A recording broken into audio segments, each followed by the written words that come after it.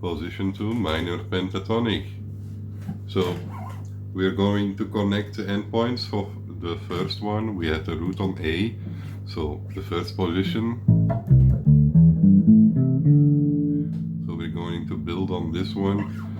So we are starting on the 8th fret on the E string.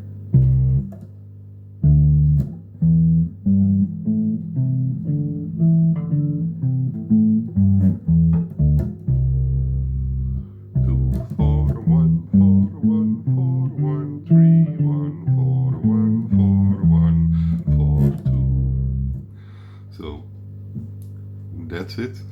And if you're going to extend your playing,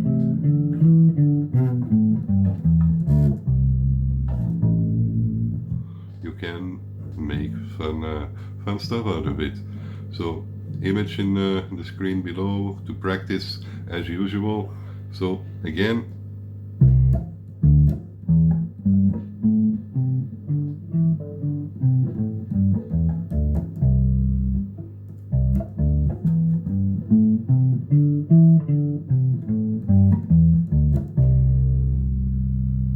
have fun with this one.